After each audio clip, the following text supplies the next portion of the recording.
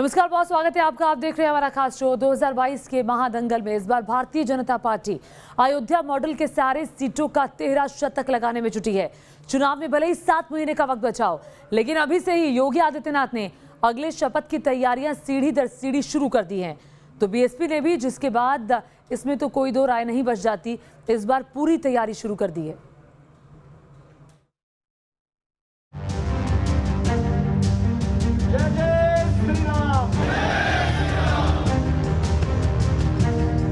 दो 2022 के महादंगल में अयोध्या मॉडल वाला प्लान।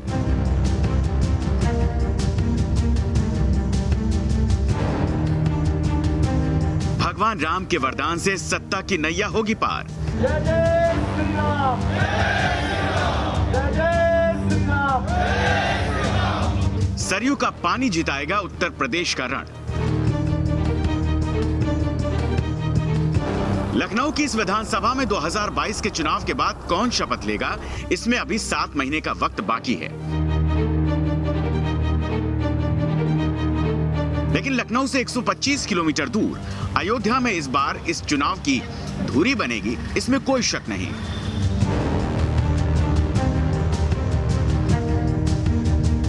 उत्तर प्रदेश में 2017 में योगी आदित्यनाथ ने मुख्यमंत्री पद की शपथ ली थी। उसके बाद से ही भगवान राम की नगरी अयोध्या उनके एजेंडे में सबसे ऊपर रही। आने वाले समय में अयोध्या वैश्विक मानचित्र पर एक नया स्थान बनाने जा रहा है। उसके लिए हमें हर एक क्षेत्र में तैयार होना होगा, न केवल टूरिज्म के लिए बल्कि अच्छा एजुकेशन का हब बने, स्वास्थ्य सुविधाओं का भी एक केंद्र बिंदु बने, अच्छी यहाँ पर पर्यटन की सुविधाएं उपलब्ध हो सके। इसके लिए यहाँ के जनप्रतिनिधियों के साथ मिलकर के केंद्र और प्रदेश सरकार उन कार्यक्रमों को तेजी के साथ आगे बढ़ाने के लिए प्रतिबद्ध है। योगी आदित्यनाथ का अयोध्या दौरा भी इसी ओर इशारा कर रहा है। अयोध्या पहुंचकर योगी आदित्यनाथ ने न केवल रामलला के दर्शन किए, बल्कि हनुमानगढ़ी में बजरंगबली का आशीर्वाद भी लिया।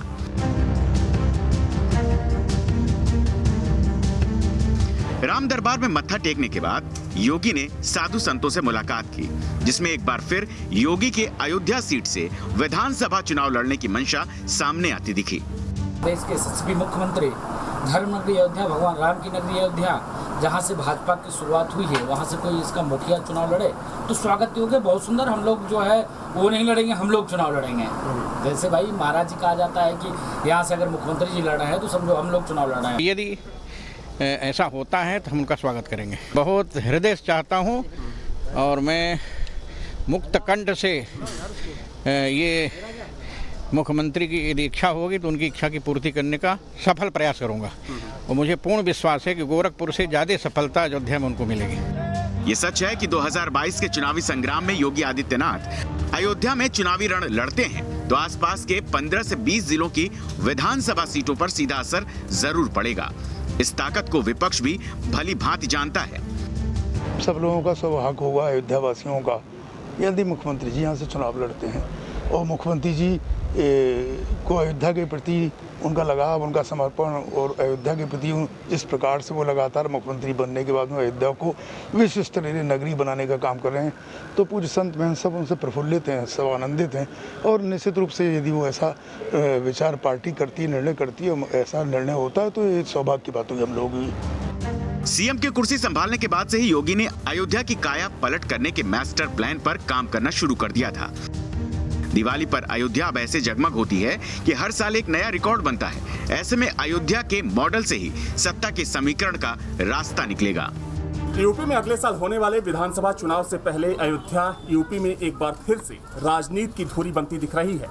हाल ही में बहुजन समाज पार्टी ने अपने चुनावी अभियान का आगाज अयोध्या से किया है और अब ये चर्चा तेज हो गई है कि यूपी के सीएम योगी आदित्यनाथ अयोध्या से 2022 में विधानसभा चुनाव लड़ सकते हैं। इस चर्चा के बीच मुख्यमंत्री आज जब अयोध्या पहुंचे तो मुख्यमंत्री के अयोध्या से चुनाव लड़ने को लेकर संतों की तमाम तरह की प्रतिक्रिया सामने आई है। संतों का कहना है कि अगर सीएम अयोध्या से चुनाव लड़ते हैं तो उन्हें इससे ज़्यादा खुशी नहीं हो सकती है।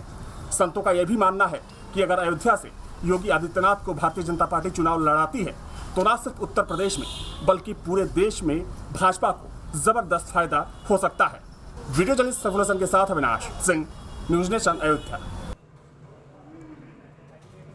और अब 2022 का चुनाव नजदीक आ रहा है तो राजनीतिक पार्टियों की सोशल इंजीनियरिंग की चाल तेज हो गई है, लेकिन इस बार भी लग रहा है कि सत्ता का ताला ब्राह्मण वोटों से ही खुलेगा। इसीलिए अब इस वोट पर हर किसी की नजर टिक चुकी है।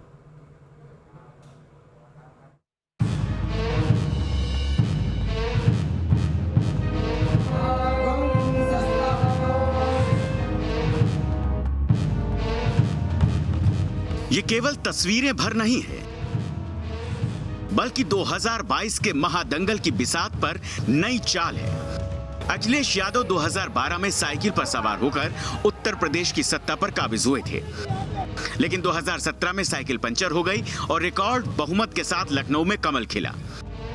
बारी एक बार फिर चुनावी महासंग्राम की है, इसीलिए इस टाइमिंग पर यह तस्वीर काफी अहम हो जाती है। ओबीसी वोट बैंक को अपना आधार बताने वाली समाजवादी पार्टी के मुखिया हैं अखिलेश यादव। चुनाव नजदीक आ रहा है, इसलिए वो अपने नेताओं से रणनीति बनाने के लिए मुलाकात करेंगे ही, इसमें कोई नई बात नहीं है। लेकिन अखिलेश भी अब ब्राह्मण सम्मेलन करने जा रहे हैं, जिसकी शुरुआत पूर्वांचल के बलिया से होगी।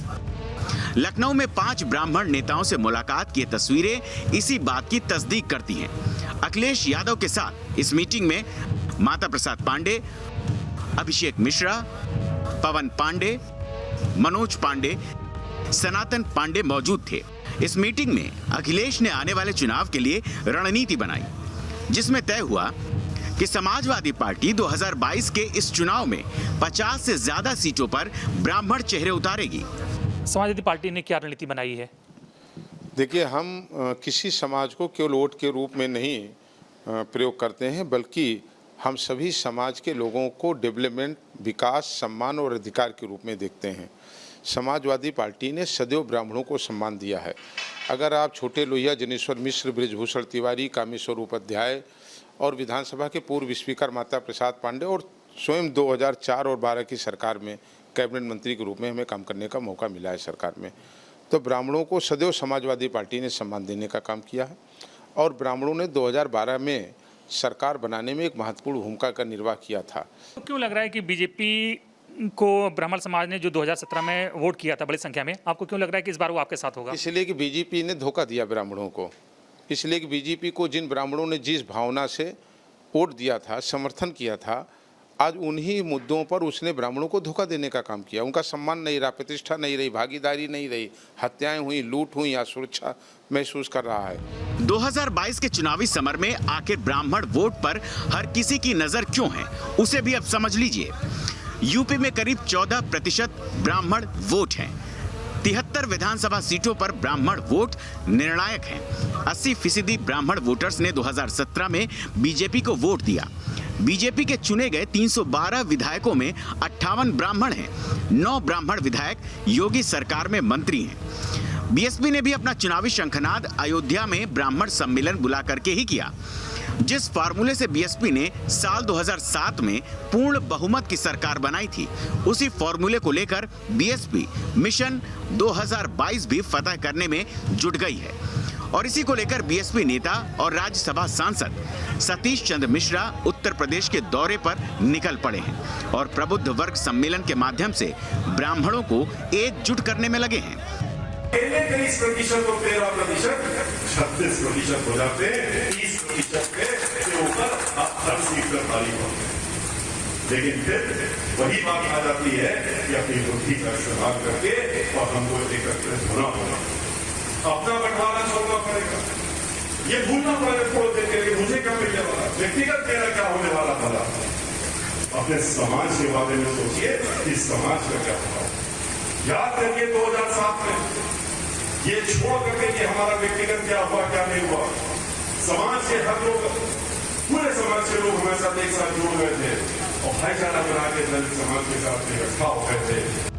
हर कोई अब ब्राह्मण वोटर्स को रिझाने में लग गया है। कोई परशुराम की मूर्ति पर जोर दे रहा है तो कहीं ब्राह्मण सम्मेलन शुरू हो चुके हैं। ऐसे में आने वाला चुनावी रण काफी दिलचस्प होने वाला है, जिसमें अभी और भी कई जिन्न निकलने बाकी हैं। Team news nation.